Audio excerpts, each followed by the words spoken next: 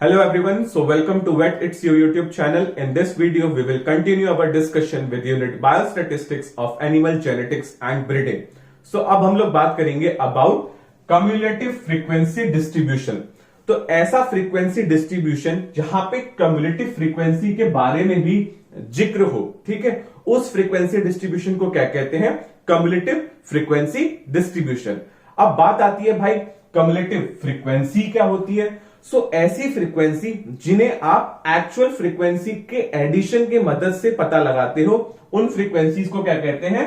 Cumulative frequency. ठीक है, तो देखो ऐसे समझ में नहीं आएगा, हम दोनों फ्रीक्वेंसी डिस्ट्रीब्यूशन देखेंगे, दोनों को कंपेयर करेंगे। ठीक है, देखो भाई मेरे पास एक फ्रीक्वेंसी डिस्ट्रीब्यूशन है जहां पे बच्चों के मार्क्स बताए गए हैं and the number of students. ठीक है, 0 to 10 वाले हैं 15 स्टूडेंट्स, 10 to 20 वाले हैं 20 स्टूडेंट्स एंड 20 to 30 वाले हैं 25 स्टूडेंट्स। अब मैं इस फ्रीक्वेंसी डिस्ट्रीब्यूशन को नॉर्मल फ्रीक्वेंसी डिस्ट्रीब्यूशन कहता हूं। क्यों? क्योंकि ये जो नंबर ऑफ स्टूडेंट्स है, नंबर ऑफ ऑब्जर्वेशन है और you can say number of frequencies है, ये एक्चुअल वैल्यू है।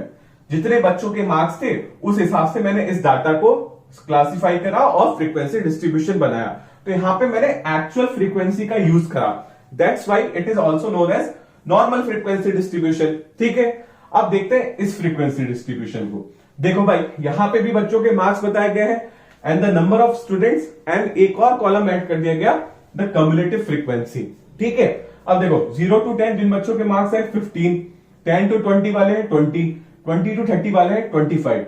अब भाई कम्युलेटिव फ्रीक्वेंसी भी हमें पता लगानी है, क्योंकि बहुत सारे केसेस ऐसे होते हैं, बहुत सारे क्वेश्चंस ऐसे होते हैं जहां पे आप जब तक कम्युलेटिव फ्रीक्वेंसी का पता नहीं लगाओगे तब तक आप उस क्वेश्चन का आंसर पता नहीं कर सकते हो। ठीक है, देखो भाई अब जिन बच्चों के 0 to 10 मार्क्स थे वो कितने थे? 15, उनकी कम्युलेटिव फ्रीक्वेंसी भी 15 होगी। ठीक है, 10 to 20 वाले कितने बच्चे थे? 20। अब इसकी कम्युलेटिव फ्रीक्वेंसी कैसे निकालें?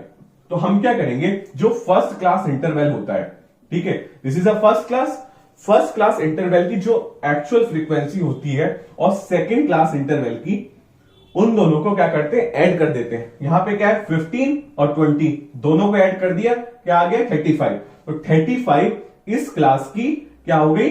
Cumulative frequency. ठीक है, उसी हिसाब से जिन बच्चों के 20 to 30 के बीच के मार्क्स थे उनकी एक्चुअल फ्रीक्वेंसी कितनी थी? 25। ठीक है, अब कम्युलेटिव फ्रीक्वेंसी के लिए क्या करेंगे? अब इस क्लास की जो हमारे पास कम्युलेटिव फ्रीक्वेंसी आई और थर्ड क्लास की जो एक्चुअल फ्रीक्वेंसी है, मतलब कि 35 प्लस 25 कर दे तो मुझे कम्युलेटिव फ्रीक्वेंसी का पता चल जाएगा। तो मैंने यही करा, 35 प्लस 25 इज इक्वल टू 60।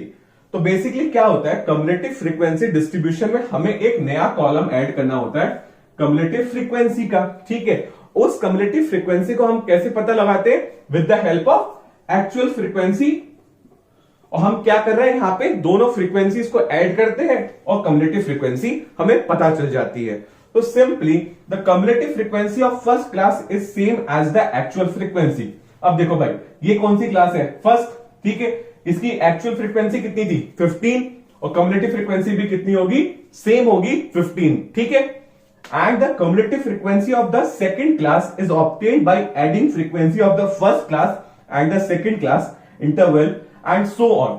अब देखो ये सेकंड क्लास इंटरवल है, ठीक है, अब इसकी एक्चुअल फ्रीक्वेंसी तो हमें पता है, लेकिन हम कम्युलेटिव फ्रीक्वेंसी कैसे पता करेंगे? तो हम क्या करेंगे, जो फर्स्ट क्लास इंटरवल होगा, ठीक है, उसकी एक्चुअल फ्रीक्वेंसी और सेकंड क्लास इंटरवल की एक्चुअल फ्रीक्वेंसी को ऐड कर देंगे तो हमें सेकंड क्लास इंटरवल की क्या पता चल जाएगा? Cumulative frequency. ठीक है, सो this is about the cumulative frequency distribution. So now moving on, we will discuss about the less than cumulative frequency distribution। तो देखो भाई cumulative frequency जब आपने किसी भी frequency distribution में शो करी तो उसको प्रेजेंट करने के भी दो तरीके हैं। एक है less than cumulative frequency distribution और एक है more than cumulative frequency distribution। तो सबसे पहले बात करते हैं less than cumulative frequency distribution की। ठीक है, अब देखो भाई मेरे पास क्या है? कम्युलेटिव फ्रीक्वेंसी डिस्ट्रीब्यूशन, जहां पे बच्चों के मार्क्स है, नंबर ऑफ स्टूडेंट्स है और कम्युलेटिव फ्रीक्वेंसी है। तो 0 to 10 जिन बच्चों के मार्क्स है वो कितने हैं? 15। तो उनकी कम्युलेटिव फ्रीक्वेंसी की भी क्या होगी? 15। ठीक है, नेक्स्ट क्लास 10 to 20 वाले जो बच्चे हैं वो कितने हैं 25। और इसकी कम्युलेटिव फ्रीक्वेंसी कैसे निकालेंगे, फर्स्ट क्लास इंटरवल और सेकंड क्लास इंटरवल की एक्चुअल फ्रीक्वेंसी को अगर हम ऐड कर दें तो हमें उस क्लास की कम्युलेटिव फ्रीक्वेंसी पता चल जाएगी। Simply 15 plus 25 is equal to 40। ठीक है, नेक्स्ट 20 टू 30 वाले कौन से बच्चे हैं, 30 बच्चे हैं। ठीक है, अब इस क्लास की कम्युलेटिव फ्रीक्वेंसी के लिए क्या करोगे आप, प्रीवियस क्लास की कम्युलेटिव फ्रीक्वेंसी प्लस इस क्लास की एक्चुअल फ्रीक्वेंसी, मतलब कि 40 प्लस 30 इज इक्वल टू 70। ठीक है, ये क्या हो गया मेरा कम्युलेटिव फ्रीक्वेंसी डिस्ट्रीब्यूशन। अब मैंने आपसे कही कि भाई इसको less than cumulative frequency distribution में मुझे प्रेजेंट करो, तो कैसे करोगे, आप क्या करोगे, दो कॉलम बनाओगे, एक मार्क्स के, एक नंबर ऑफ स्टूडेंट्स के। ठीक है, सबसे पहले लिखेंगे हम मार्क्स में लेस देन 10, मतलब कि पहली क्लास की बात हो रही है, तो कितने बच्चे थे 15। ठीक है, एक बात आपको ध्यान में रखनी है कि जब आप लेस देन में कम्युलेटिव फ्रीक्वेंसी को शो कर रहे हो उस समय नंबर ऑफ ऑब्जर्वेशन में आप कम्युलेटिव फ्रीक्वेंसी का यूज करोगे। ठीक है, ठीक है, नेक्स्ट क्लास है लेस देन 20। अब लेस देन 20 वाले क्या कम्युलेटिव फ्रीक्वेंसी थी 40। ठीक है, नेक्स्ट है लेस देन 30। 30 वाले कितने थे कम्युलेटिव फ्रीक्वेंसी में 70, तो यहां पे क्या आ गया 70। अब नोट करने वाली बात यहां पे ये है कि less than cumulative frequency distribution क्या होती है, वो अपर लिमिट को यूज करती है। देखो भाई, अपर लिमिट और लोअर लिमिट तो समझ में आती है कि ये 0 to 10 में लोअर लिमिट हो गई 0, अपर लिमिट हो गई, ठीक है 10। ठीक है, तो यहां पे जब भी आप less than cumulative frequency distribution में किसी भी कम्युलेटिव फ्रीक्वेंसी डिस्ट्रीब्यूशन को प्रेजेंट करोगे तो वहां पे आप क्या करोगे, अपर लिमिट का यूज करोगे उस क्लास इंटरवल का। जैसे पहली क्लास में 0 और 10 था, मैंने क्या बनाया लेस देन 10। 10 to 20 में मैंने क्या बनाया, अपर लिमिट को यूज करके लेस देन 20। ठीक है, 20 to 30 में मैंने क्या बनाया, अपर लिमिट यूज करके लेस देन 30। ठीक है, सो this is about the less than cumulative frequency distribution. So now moving on, we will discuss about the more than cumulative frequency distribution. ठीक है, तो सबसे पहले हम बात करेंगे इस नोट की। Simply in more than cumulative frequency distribution, the frequency of the last class is taken as the cumulative frequency of that particular class. अभी तक हमने लेस देन और नॉर्मल कम्युलेटिव फ्रीक्वेंसी डिस्ट्रीब्यूशन में क्या देखा था कि जो भाई पहली क्लास की एक्चुअल फ्रीक्वेंसी होती थी वही क्या होती थी मेरी कम्युलेटिव फ्रीक्वेंसी। लेकिन more than type of cumulative frequency distribution में जो मेरी लास्ट क्लास की एक्चुअल फ्रीक्वेंसी होगी वही क्या बन जाएगी मेरी cumulative frequency. So this is the difference. So अब हम लोग बात करेंगे कि भाई more than type of cumulative frequency distribution में आप कम्युलेटिव फ्रीक्वेंसीज को कैसे कैलकुलेट करोगे। ठीक है, सो सिंपली मेरे पास एक कम्युलेटिव फ्रीक्वेंसी डिस्ट्रीब्यूशन है जहां पे बच्चों के मार्क्स बताए गए हैं, number of students. So 0 to 10 कितने बच्चों के मार्क्स है 15, 10 to 20 25 स्टूडेंट्स के, और 20 to 30 के बीच में कितने बच्चों के मार्क्स है 30 स्टूडेंट्स के। ठीक है, ये कौन सी क्लास है फर्स्ट क्लास, ये कौन सी क्लास है सेकंड क्लास, और इसको क्या कह सकते हो थर्ड या लास्ट क्लास। ठीक है, तो मुझे फर्स्ट क्लास की कम्युलेटिव फ्रीक्वेंसी का पता लगाना है।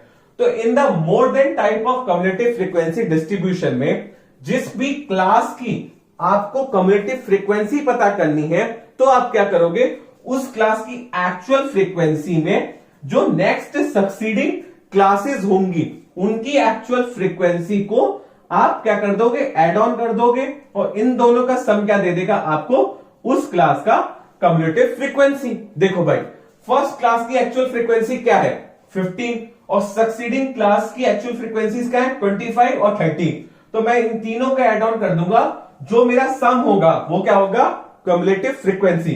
तो simply 15 plus 25 plus 30 is equal to 70।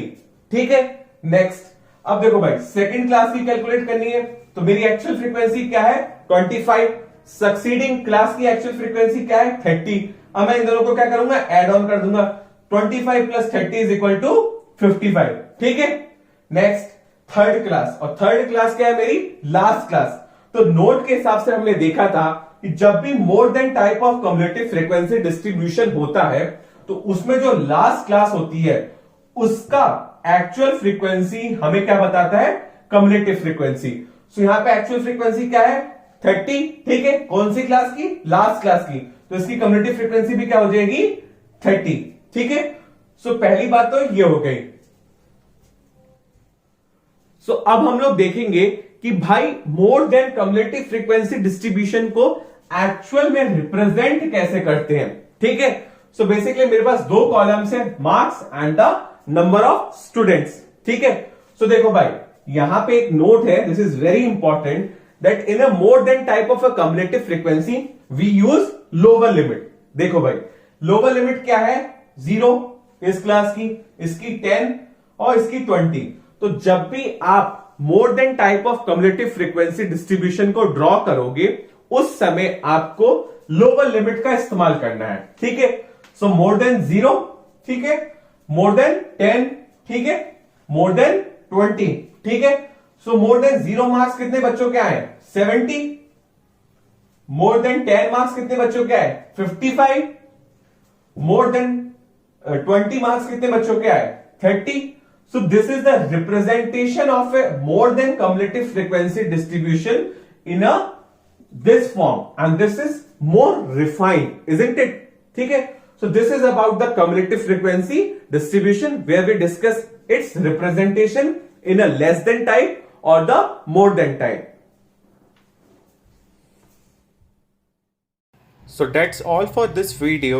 I hope you like it. So please like, share, comment and subscribe to my channel Vet It's You. Thanks for the watching. An initiative by Ankit Kaushik.